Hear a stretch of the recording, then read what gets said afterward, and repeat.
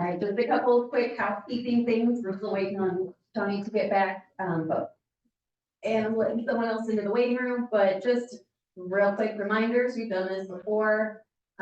This is recorded. Anything that you say, anything that comes across the microphone or across your camera is matter of public record. So please keep yourself mute when you're not speaking, cut down on background noise. When you are ready to contribute, just unmute yourself. And with that, today is Thursday, March 14th, 2024. We are here for the Planning and Oversight Committee for LWIA 23. Mike, whenever you are ready, whenever Tony gets back in, we can start. Okay.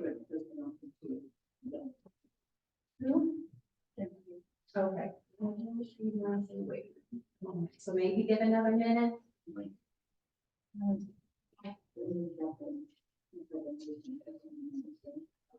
Phone number ending in 956. Can you announce yourself, please? I'm sorry.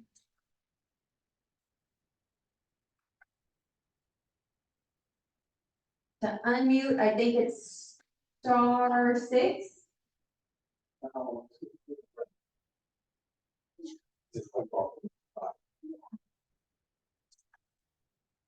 This is Jeff Boyd. Awesome, thank you, Jeff. I know, I didn't know I was gonna be over there.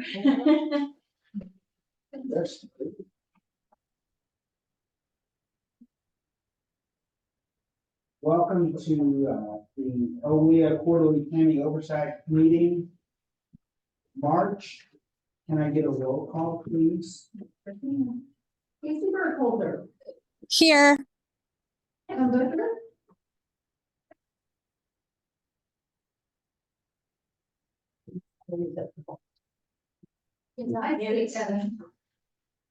He's on me. Okay, Mike Conrad, Here. Aaron Hacker, Here. Julie Overmore. She's Here. Crystal, here, Kim Taylor. Give her just a second, I just let in Fayco 501, that's there. Hey, Kim. Doing roll call, got your name. Good, Carol Tracy. And Jeff Boyd. Here. We have a form. Fantastic. Okay, I need, everybody got in their packet the December meeting from December 7th. Can I get a motion to approve those approval of the minutes from December 7th? Can I get a second, please? I'll second. We need a roll call, vote, please.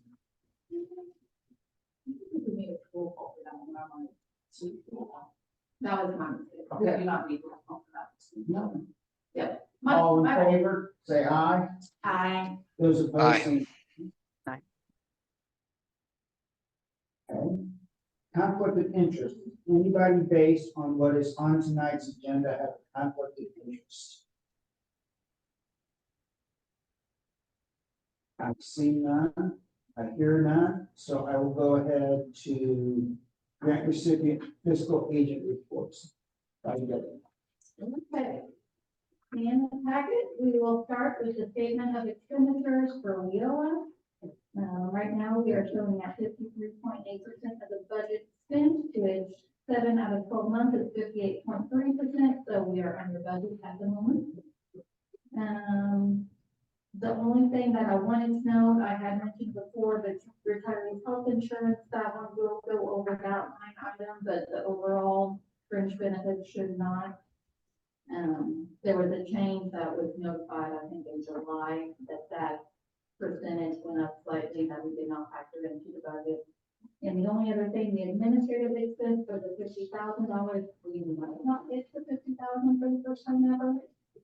That's going to be determined, so, Lakeland did change how they calculate their indirect cost rate, so that will be a factor, so. Any questions on that page? Can you talk a little bit about how they change the indirect cost. I know what it is, but just so everybody can understand Okay. that. So in previous years, what they would do is they would take 40% of our staff on the formula fund, that grant, and 40% of our salaries and benefits. And so typically by like January of the fiscal year, we would have met the 50,000 and then we would be done. Well, they switched as of July 1st that they went to a 10% de minimis rate. So basically it's 10% of our overall cost, plus rent and any administrative expense like that. So we potentially might not hit that because we don't, it would be more than what we typically would have in expenses by calculating it that way. Now, we do get to include income worker, so that helps it does bring us closer to the 50,000. I just don't know how close we will get to it, so to be determined, yeah. So, TBA, thank you. okay, we shall move on to the apprenticeship expansion statement of expenditures. As you can see, we are at 26% of this particular budget. One thing to note is that the state asked about maybe a month and a half ago for every grant recipient to look at the budget for this particular grant and see if we were going to spend it all.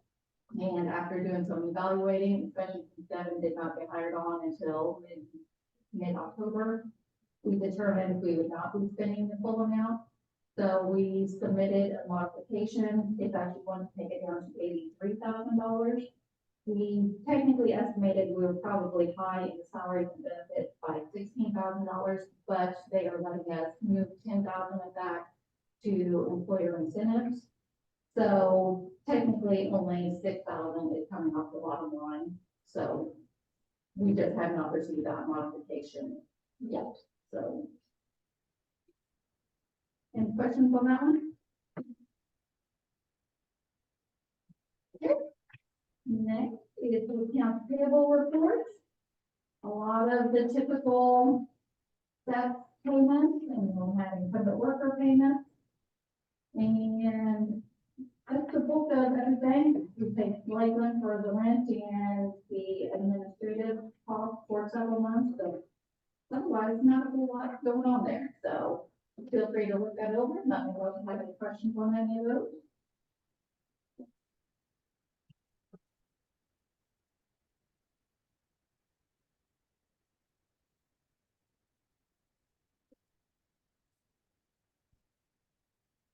Any on that one? Okay. The next item is the key metrics report. That one, the direct training expenses, we will be going over that on the next page, but it's at 58.3% right now, which is above the 50%. The youth at the bottom, the 22 grant, we failed on those measures, and it's not looking too good with the 23 grant, but we actually had a meeting with DPO end of January, and we discussed especially the youth and the training versus overhead and how to get back on track. And I know they implemented an outreach plan to get the youth back on track, especially the work experience.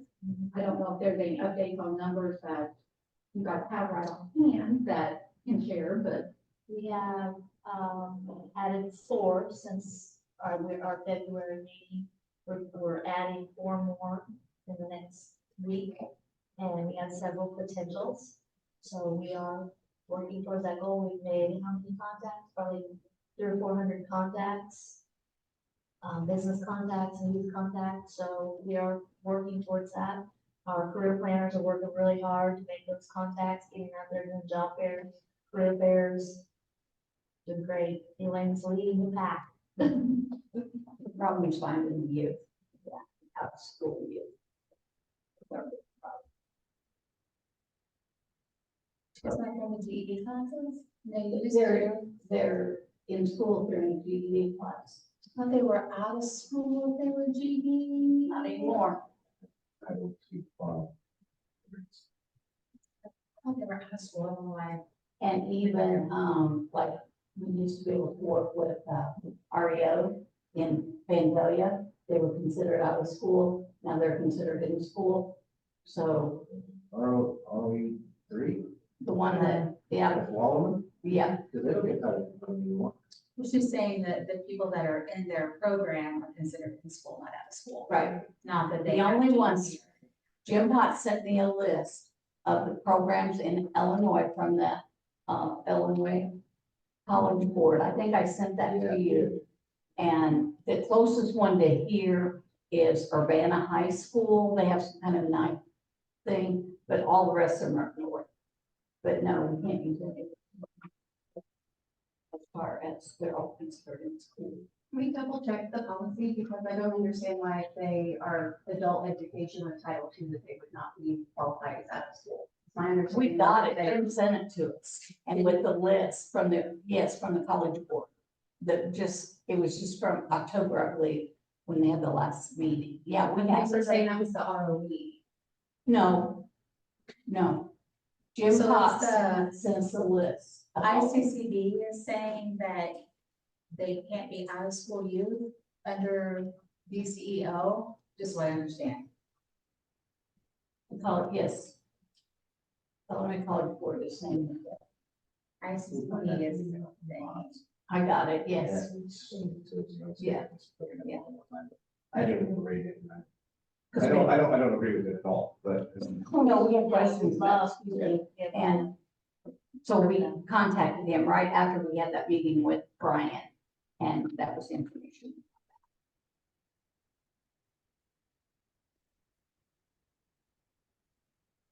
Who makes those decisions? Then come from the Department of Labor, Department of Commerce. It's either gonna come from the federal level or the state level, how they interpret what those rules are. So it's not easily changed. It's not said in this. Which was, there's a lot of things. I mean, I'm just curious as to who, you know, it sounds like at one point that they were considered out of school, now they're considered in school, but at some point, a change was made, Or interpretation. an interpretation was made. It would be helpful. And the way I understand it, it all came from the Illinois Health. It's their decision. But I got Jim sent it stuff. I will also check with Kathy Olson Tracy, who is our senior director for adult ed, and ask, get some clarification even from the state level, because I am also curious what you're saying. If this is a recent change, why was that change made? So maybe I can put a little bit of clarity on it also. I appreciate that. Yeah. I think we all would appreciate that, find out what, you know, what caused that change, because, you know, if somebody is going after their GED, it seems like now if they're going after their GED, they're actually And see if they're hurting not, themselves. if they're not. Does that make sense? Yes, like Yeah. left the K-12 system. So it was always, I always thought it was when they left ISBE and went to ICCB under adult education, that they were able to be served as out-of-school youth. So I will, Because GED is an adult education program, Right. correct? the self-paced, Adult, yeah. Now, 17 if and they're over. not in a class, Right. and they've got a GED book and they're just studying it, then they're okay. But if they're enrolled in a class, That's showing up, that says you have to come once a week or whatever, that's what it. and it used to not be.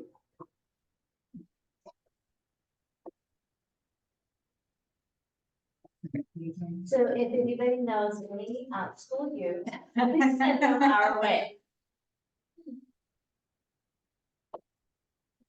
Any other questions on the key metric?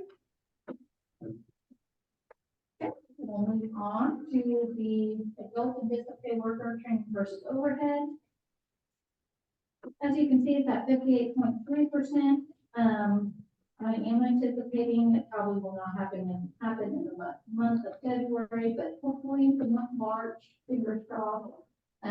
We are waiting on the 1E grant, which is the rapid response dislocated worker that we got for quad and other dislocated workers to be served.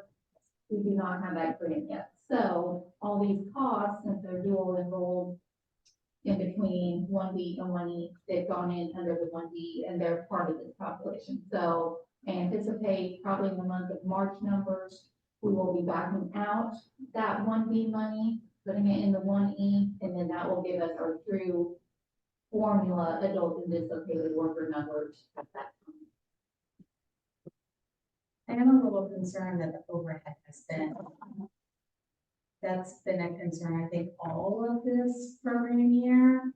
And that's not been a concern in the past. So help me, I know you and I have talked about it, but help this group understand why has that been so hard this year when in other years that's not been? Yes, actually, I noticed it early on. I think it's more, not to throw sets under the bus, but they made up the bulk of the cost. And so I think they had two directors for multiple months, 4 months. And probably the fact that they've got a full staff of career planners, whereas maybe in the past they haven't. And so it's just been a perfect storm of all these costs are now coming to fruition.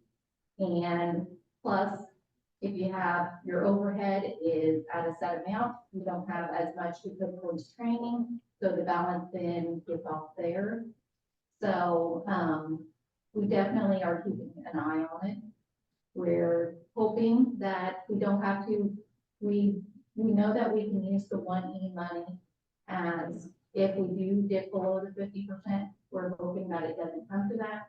But if we don't need it, we do know it's going to be very close to the 50% mark whenever the fiscal year is done. So whether or not it will correct itself come next year, maybe depending on the allocation, I don't know. So, but it is something that we are keeping a very close eye on, and the state does too, so. And these are just 21, 22, so plus the 23, but if you're gonna look back, you probably won't hire COVID as far as what should be average, as far as their expenses for staff wise. And technically, we do, I've got it all on a spreadsheet that goes back, I'm thinking maybe PY 15 or something like that, where it was tracked. But it's just the percentage wise has never been around the 50% mark. 60% easily, 70% some years, but never close to the 15% like it is right now. So just a question, from, still using that new thing, but because of COVID and the minimum wage increase and all the, the differences, I mean, wages have increased, different, lots of things have happened since COVID. Is that part of the reason is because the wages have increased? Is it just because Lori and I were directors for probably 5 months at the same time? Is it you've got more staff now? I mean, I don't know. I mean, prior to COVID, were there 10 career planners? I think Elaine would be able to answer that best, but I mean, I think that we're at full staff for career planners. I don't know if even when the last time that was, that it happened for a full fiscal year. I'm not for sure. Yeah, we didn't refill the position up here, the that county position that we had up here, we didn't refill that one. So we could be an even worse. Yeah, if we Yeah. would have refilled that one, we didn't refill that one. And we've got all the case managers. There's been times where we were minus a case manager in only, or we were in Centralia, but now, and we decided to get the case managers and not fill I think probably part of it could be the increase in wages. I don't know. I mean, Tina, I think with thefts would probably be the best. She has a lot more detail than what I ever see. So, I think it is just the perfect storm of several factors. I think that probably you and Lori at the same time might have a small effect on it. But I don't know if that was a big contributing factor in my mind. So when we talk about caseload, what's the average caseload for the 10 career planners? I think the last we checked was around 21. The average, and that's an average that we calculate, or that's an average the DCO calculates? This is our average. Number of cases we have, divided by how many case managers. Because not everybody has 21, some might have 40, some might have 10, but it's just, that's it. And it's the same report, we would pull that the state would pull. They So would if be I seeing the same recall, thing. the state average is around 60 or 70. Is that right? That's what they're saying, they would like us to have that many. I thought Brian said 50. Recommendation is 75. But you gotta realize, it's not just, these are active people, but we have to follow up on people for a year, so there's more than, if you say somebody has 40, they may actually have 65 or 70, because they have to follow up on. Those are just active people. So is that when DCEO is making the recommendation of 75? Are they considering that? Because that would be something that every program would be doing. Follow up, they would have what you're calling active people, and then they would have follow up. So is that DCO is looking at, you have half are active and half are follow up people? When they say that 75? 75. So we might also have clients that you're courting to say to bring into the programs. Would that be part of the 75 too? So you almost have before, active, and after. Because I mean, you're talking to people right now that are applying to the program that I would think would be And doing resumes and that kind a of stuff. case to one of your But we can't 75. count them Yeah, you as don't count a those. customer until they're actually certified.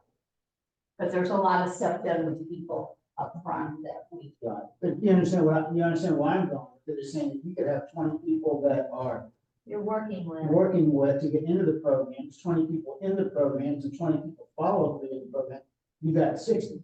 How long between they've expressed interest and they're starting an application and when they're certified? Is that like weeks? Is that 2 days? Weeks, most of the time. And so They come during in that time- usually they come in, and the person will use a resume and stuff to see if they're job ready. And then, by the time they get their testing done and their application, sometimes it's a couple weeks. And how much time on average? And some of them never come back to do that application. So we waste a lot of time with them up front, and they never follow through.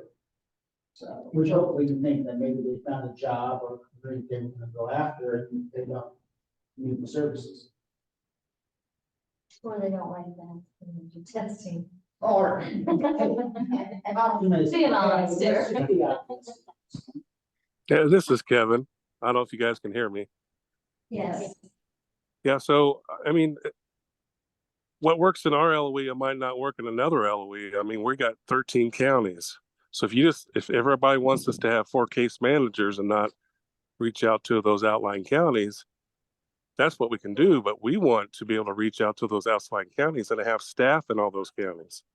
So you got to look at that too. It's not just about caseload. There's some travel time. So, you know, we know we're at that 50% mark. Hello? Like Maximum has 2 offices. They have an office in Mount Vernon and they have an office in Marion. So all of their people have to come to one of those 2 offices, where we are actually out in the county.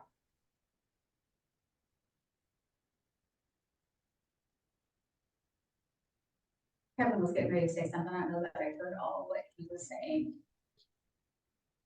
Kevin, did you have something else to say? Did you guys hear anything I said? Most of it. For his kids.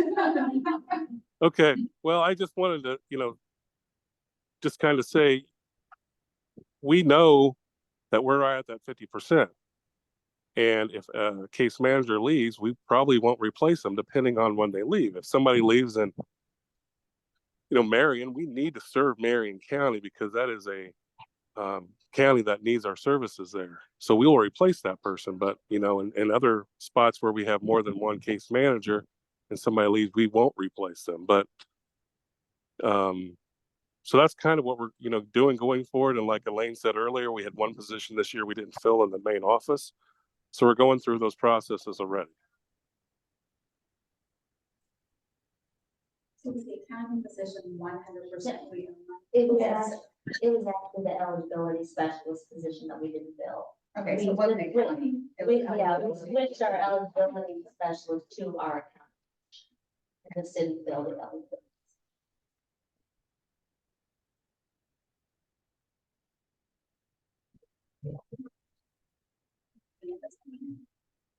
Yes, it's all the way back here. Well, Terry does some, or Pam does some other. And vouchers.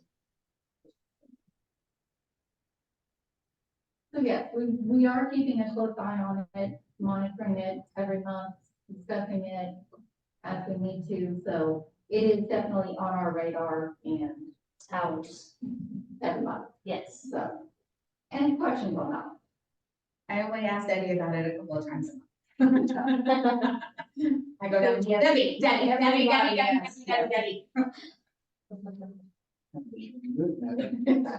There's no relation, let's be honest. Okay, the next one is just the overall total training versus overhead. It's on 52.1%. This is not something that is tracked by the state by any means. It's just something internal that we just want to keep an eye on. Of course, once we get the 1E grant, we will be factoring that into this population as well. So, so that's just an internal one. So any questions on that one? The next is the MOU billing. As you can see, we've got the bulk of the individual ones in, the big one, IDS, that one is always later in the fiscal year, if not July 1st. So, that one's not anything new or surprising. I did follow up with the ones that have not paid. Rob Jackman was checking on the Perkins for IUCC. National Able just came in today, so, realistically, Goodwill is the only one that's sort of out there that hopefully we'll hear back from them and they can give us status updates. But otherwise, we're feeling pretty good at proceeding what we are anticipating. So, any questions on that? The next item is the incumbent worker training projects. As you can see, we've got a lot of them, either that have already been completed or in the works.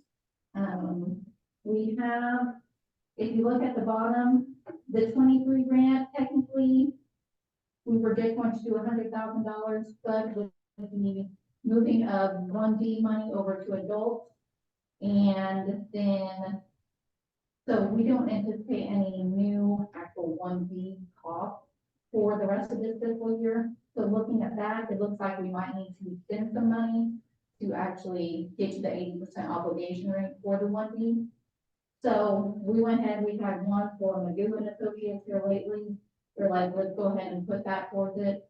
And actually, it's going to help with our training versus overhead by having a little bit extra incumbent worker to throw in. So that's one silver lining to it. I don't know for sure how much we want to actually put towards extra for the incumbent worker. Once we get the 1E and 1D costs settled where they're supposed to be, I'll be able to figure out the better number. And then you can also see the 23-651-003, $50,000, that's part of the 1E grant. We were able to ask for that in addition to the Swamp Rapids and the other work. So we've got definitely a lot of different projects going on. Any questions on those?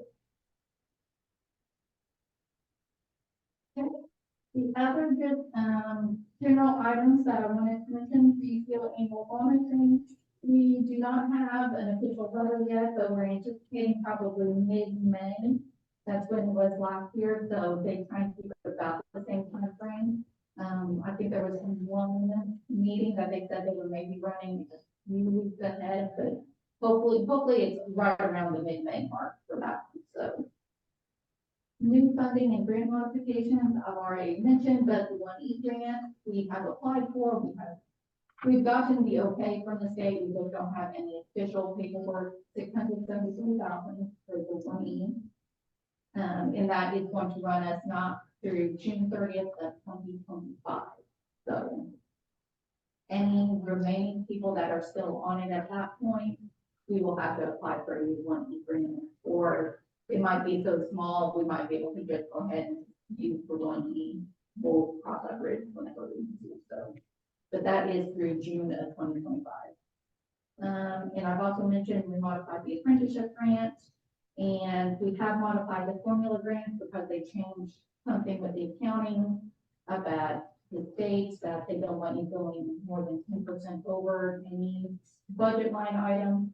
So it's going to be a constant modification process of, okay, these costs are coming in, it's going to take us over, so now we have to modify some. It's going to be a pain, but it is what it is. So we have sent in modifications for not only the current 22 and 23, we also had to go back to the 21 grant before they would go ahead and switch it to that. So, and the last item, the budget process.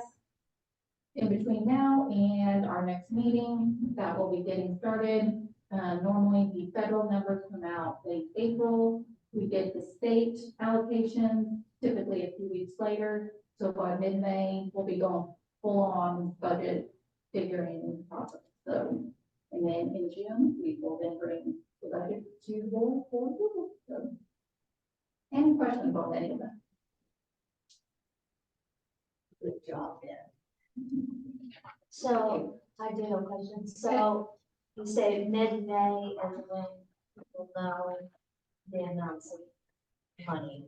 If they're running on schedule, yes. So I think typically the last couple of years, it's been around April 27th is when the federal comes out, and then normally about 2 or so weeks later, 2 to 3 weeks, the state then comes out and they say what you do. They only get like a little window before July 1st starts to know how to get all that money. Yes, because it's even shorter, because then we have to take it before planning and oversight, which is to get what day? June. It's June 13th, so we have to have all that stuff, and typically I send that out a week before, so first week of June is whenever I have to have everything pretty well figured. Okay. So, yeah, very short.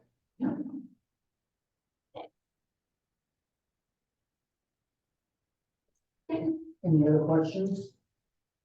Then can I get a motion to approve the grant recipient fiscal aid reports?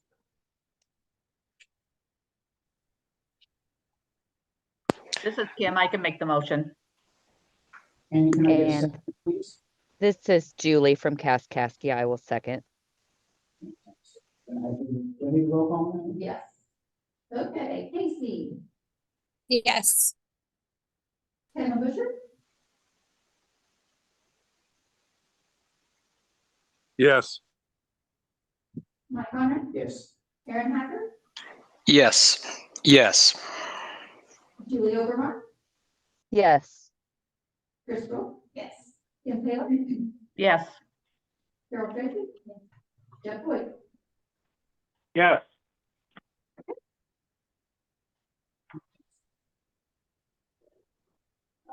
Current LWIA 23 performance report, Kelly.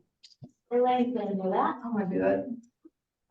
Deb sent this out, and she sent out the agenda and stuff. However, we went in and made some changes, and I just brought this change sheet. The change sheet is the one that I wrote on the bottom of, because this changes all the time, and I thought it'd be easier to see this. It updates every weekend, So if you look at the adult, post adult employment rate 04, you see that when these were printed on March 5th, 6th, we were at 73.4. I printed these yesterday and we're at 74.47. So I just did that so you guys can see how they change all the time. They don't ever stay. So every time we put something new in there, it brings the percentage up. And we're meeting the adult employment rate. We're meeting that one. If we have 8 more, we'll exceed it. The other one, the adult entered employment rate for Q4, we need 2 more to meet and 9 to exceed, so we will get that. That won't be a problem. And then the dislocated worker measurable skills gain, those are done when somebody graduates or completes so many credit hours. So when spring semester's over, then those will go way up. And also we have a bunch of people in truck driving right now. So as soon as they get their license, then that'll go up. So it fluctuates all the time. That's why I wanted you to see the difference in 1 week in May. So we keep track of it every week. And mine was cut off on the bottom, the dislocated worker measurable skills gain, We need 21 to 20 meet and 25. and 25 to exceed. Yes. Okay. But those won't be a problem at the end of the semester. Truck driver training is full. I don't know if they're dislocated workers or not, but it is There's full a right lot now. of dislocated workers. Yeah, got several still on the list. And I think we usually have 3 in every class, it seems like. How long does that class take? 6 weeks. 6 weeks? It was 4. It was 4. It went to 6 whenever the new federal guidance came down February 7th of 2022, You have 2023. all this knowledge, No, I don't. Yes. There's just things that I random. random things I know that. Yeah. So it went to an 8-week program because they do 2 weeks in the classroom. They go to the DMV, take the test. Then they go out and do drive time, and they have to have 160 hours of drive time now, which that's where the difference is. It wasn't 160 hours. So, And it all depends on how many they have and how many's driving, because they only have so many instructors. and so many trucks. And yeah, so we truck, yes. So they have to, It's a very popular program. a lot of it's what people that were laid off from quad or from the truck. And then, I think the last one told me that when they called, that they can't be put on the list till the 27th of April, I believe. That was the last one. But they're real good about it. They have an opening.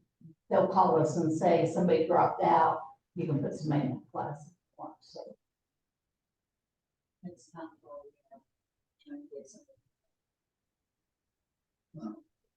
Good. Any other questions? Thank you, Elaine. you're welcome. Tony, program fiscal monitoring report? Program monitoring was completed last month, I think. There were no findings, there were several questions, but as we've said years and years past, that's pretty good the way they handle their files on their program side. They've got 3 or 4 different checks and balances prior to certifying somebody that's eligible. So in doing the monitoring, what I do is take a report from the last day of the monitoring last year until the day that I run the report. So it's usually about a year long. I take those people and take 20% of each of the funding streams and randomly select people. And that's how I pick the files. And I do look more youth exited files because that's what's required. So make sure that they're. The whole process, the big process is the desk reviews. I can do that in the office. The easy part is coming out here and looking at the physical file. Because then you're just looking at documentation. They said they use birth certificate, birth certificate. They said they use social security number, social security number. And that's the easy part, but it's the reading the case notes to make sure that they're following their service strategy and their IEP and things like that. Takes the time. Like I said, Seth has always done a great job, and any questions that were brought up were answered quickly and correctly. So, that being said, the World Line needs to share our fiscal on the program side. Fiscal monitoring is going to be scheduled. Ask Tina, and I know we haven't talked to you guys since. Tina emailed back, Yeah, and 15th is fine. is that okay? Okay, so I'll write the letter. We'll just make it that. Okay. Usually that'll take just a couple things. It's not, it doesn't take a little long. I think April 15th. Yes. Okay. More money. So yeah, that's where we're at now. For the monitoring side of things. Any questions for Tony? If not, can I get a motion to approve the program and fiscal monitoring report by Tony?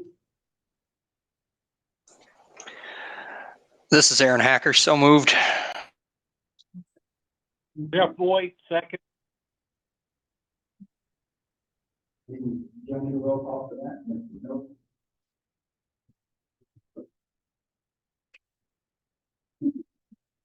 Regional plan by Jamie. Oh, I'm sorry.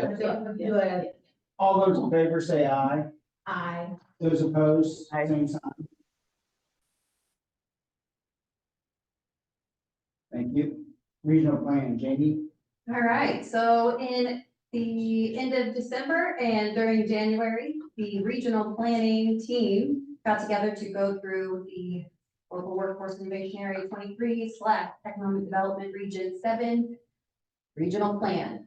The plan has been posted for public comment since February 14th. We have not received any public comment other than Kelly saying nice job. Thank you for being the public comment there.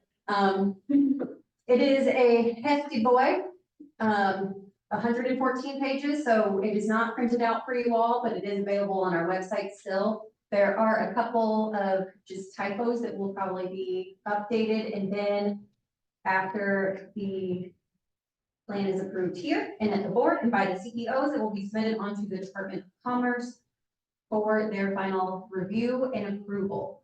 We expect to hear about in May if they have any revisions that they suggest that we will have to get done and submitted before.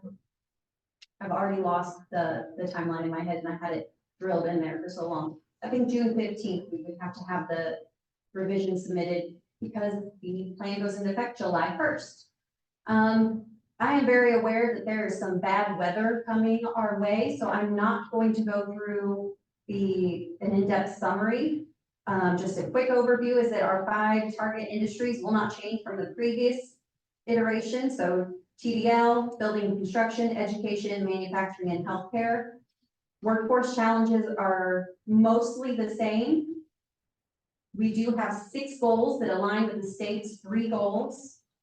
And there were a lot of stakeholders who were engaged in the planning process. I will make this part of the board training on Monday, so you will get a more in-depth view, but I know all of you have already read through that 114-page PDF, and you don't need that in-depth view. But I will take any questions that you have right now. Thank you for all the work you put in. I know that was a lot of meetings, a lot of talking, a lot of information to disseminate. So thank you. Thank you to all the partners involved because I could not have done it without them. Can we get a motion to approve the regional? Do we need to approve the regional plan? Yes, Okay. because in Yes, the thank guidance you. it asked for board approval, and so everything that goes to the board goes through us first, and then we do have CEO approval as well. Yeah. It does seem weird, but that's the rules. What are the rules? Need a motion to approve the regional plan, please? So moved. And a second, please. I can second. Julie Overmark, Kaskaskia.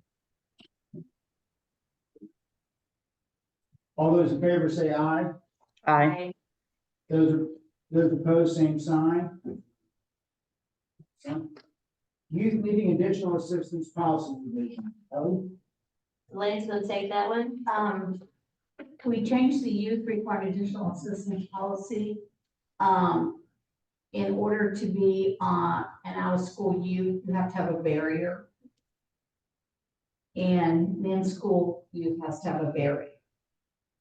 So we were using the barrier, needing, education or employment. We took that out for in-school youth because we're over our percentage. So all we did was change in the second paragraph, the last sentence. At this time, no career planner will be able to use the barrier youth requiring additional assistance for any in-school youth. We can still use it for out of school, we can't use it for in-school. And then also the very last paragraph sentence, no in-school youth will be able to be eligible under this barrier until further notice and a change made to this policy. So we've got the same policy that we had, those are the only two changes that we made. Do those have to be approved, Tony? Probably wouldn't hurt, just get it in advance anyway, so you're only gonna be monitored on that policy, so if we, On the new one. it wouldn't hurt to say yes. Can I get a motion to approve the changes in CAFS's youth needing assistance policy revision?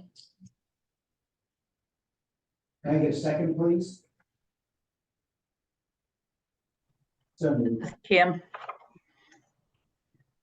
All those in favor say aye. Aye. Those opposed, same sign. No opposition. One-stop operator agreement revision. Tony? When the one-stop operator was going through the service integration self-assessment, there was one question or one strategy goal in there. It said that they wanted the board to hold the one-stop operator accountable for the service integration initiatives. So, and it said specifically in there to change the wording in the one-stop operator agreement. So on page 3 of the one-stop operator agreement, we just added that it's in the statement of work that the board is going to hold the one-stop operator accountable and to manage the service integration initiative. That's plain and simple, it came straight from the service integration worksheet we had. But since it's a signed document within the board of one-stop operator, it's just to add that. Did you say it's on page 3? I think it's 3. Yeah. 3. Yeah. Like right before number 3. What did you read your glasses? Oh, See it? sorry. I was like, yours looks different than mine. Okay. I see it now. I see it. No, right? Color makes all the. It does. That would make sense. Any questions?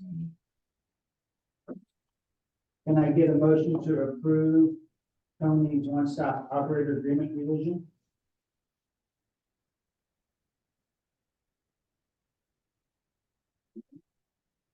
So moved. Can I get a second, please? Aaron Hacker, second. Thank you. All those in favor say aye. Aye. Those opposed, same sign. Fantastic. RFP update, Title I service provider, Jamie. So after careful consideration, it has been determined that the process for the LWIA Title I service provider request for proposal may not have been conducted in full compliance with the fiscal agent's procurement policy and or the federal regulations pertaining to competitive bidding and procurement guidelines. So as a result, we have initiated a pause on all activities related to the RFP process. The legal team is currently reviewing the situation to ensure that all procedures align with the necessary federal regulations. Until their review is complete and a recommendation is made, all activities related to that RFP process will remain on hold. What that means, unfortunately, is that we will not be able to announce a decision today as originally planned. We understand that this Time is of the essence, and it's really important to provide timely updates, and we're actively working to expedite the process. However, we have not yet received a clear timeline for when a decision will be reached. So we just want to assure you that urgency is being prioritized in this matter, and we will keep all of the bidders informed as soon as we receive further instruction from the legal team. In addition, I would like to inform you, well, I'm reading from something I sent earlier to the bidders, but we needed to make this announcement publicly. So here at the Local Workforce Innovation Board 23 Planning and Oversight Committee, here's our public announcement that everything is on hold. And we will keep everybody updated. We apologize for the inconvenience and appreciate your understanding and cooperation as we work through this matter. Jamie, do you think this group will have to come back together before the June meeting? Or is that something we should kind of keep on our radars and watch our emails for? Yes, at this point, anything is possible. It could be that we come back together quickly and just proceed as we have. It could be that we need to restart the entire process over again. So just be ready for anything and keep an eye on emails for sure. Thank you. Are we talking June? I have no clear timeline at this point. Urgency is being communicated to the legal team, but I can't do anything until I get to go. Can you tell us what was correct? The bids were not opened in a public setting, and there's question about the transparency of the process and there's question of what guidelines are the best guidelines to be followed The guidelines. for the procurement process. Have we done anything different this year than we've done in the previous 10 years, 5 years, 4 years? So the board has procurement policy for Title I services specifically. Lakeland also has a procurement policy. Them being a fiscal agent, that's the policy that they both need to be followed. And it's kind of hard to do when you have multiple policies for sort of the same thing, but sort of not. So there's a lot of interpretation of which one you follow, what's doing the right thing. But no, to answer your question, no. In the last 5 times we've done RFP, this is the policy. So how did this come about that you realize that this is different this year than the last 5 times that you've done this? We were asked what the policy was and what the procedure was, and when we explained what the procedure was, it was then obvious that we were not in compliance with federal regulations of having competitive open bidding or sealed bids that it opened at a public setting. There's just one individual opening bids and not doing that with more individuals around.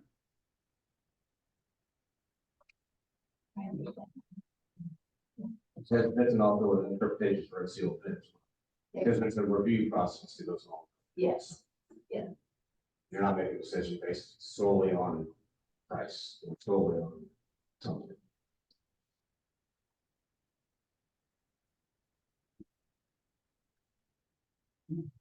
You're not gonna make it through the whole thing, are you? Stay tuned. Jamie? Not up to me. Jamie? Jamie? I think you guys got a great head start. Thank you, Jamie. Come in at the right time tonight. The magic. It's the next. Any other questions? Maybe just move on. Yes, please. Adult Education Area Planning Committee report review. Jamie? We received the APC or Area Planning Commission reports from all 3 of our adult education providers. I've reviewed those, as I'm sure you guys did as well. They were part of your packet, and every single one of them was in line with what we would expect for our regional plan and the services provided by adult education. I'm impressed at how responsive each of the adult education providers are to the needs of the individuals and of businesses as well, and that was reflected well in the reports. So There's no official approval that we have to do other than recognize that they are in alignment with our regional plan and with the spirit of WIOA, and our Title II partners are wonderful partners to have, and we're lucky in this region to have such a strong collaboration.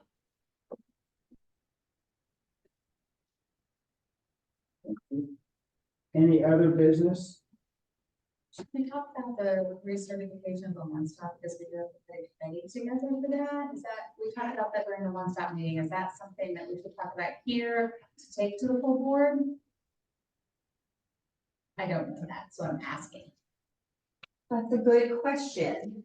I think that's something, since Gerald is part of that team, I would think maybe we should talk to Gerald first. What do you think, Tony? I think you're right. I think this is sort of a new process for us all, so. I don't know what it looks like. I mean, Because we'll have to approve it at the June meeting. June meeting, yes, so that process. We've never recertified the one-stop before. We've gone through the motions. But it's, the last time it was, I don't even remember, were you on it? It's been a while ago. But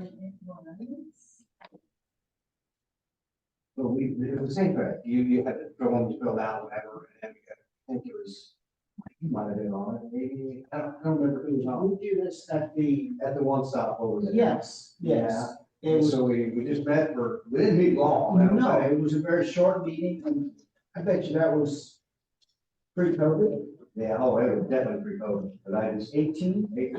you know? So like, it was a long time ago, but it's same process. One stop operator fills this thing out, and I think the last time it was a consortium.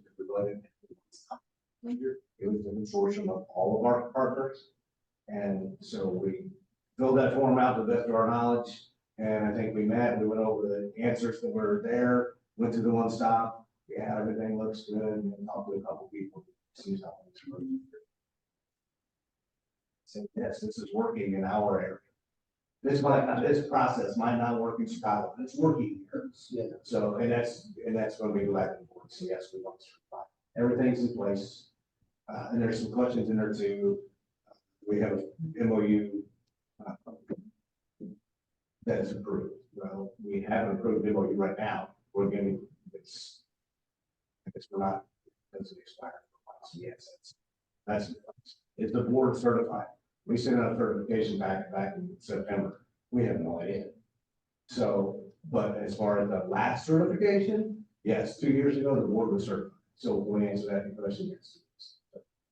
Those are the questions that what we talked about in one-stop operator meeting was those four, since we have one-stop operator title 1, 2, 3, 4, those four representatives need to fill that out. Come to the certification team, submit it to somebody in the certification team. Certification team is going to be made up of the board chair and or designee and Two other individuals, other- one has to be. one has to be an employee. So there's going to be 3 people on the certification team, and you're going to go through their answers on there to see if it's feasible, if it works. And then we make recommendations to the full board. Yes, we want to certify them, or no, we don't. So that's the process, how I know it. I'm gonna have to learn more about it. We really have to talk through it. All that shit. It's never been really a topic of conversation, either with Department of Commerce before. It was a signed papers and terminated. There's no complaints down here. We have an ADA survey of those two, so no complaints over there. That's really what's got certifying that building, that services. That's what I know about it, and I hope that we need to talk with Gerald to form a team. And like Chris said earlier, it would be really nice to have somebody on the team that doesn't really know what's going on. So you get a set of fresh eyes at it. So, I believe it says in the guidance that you can pick people who are not affiliated with the board to serve on that review team.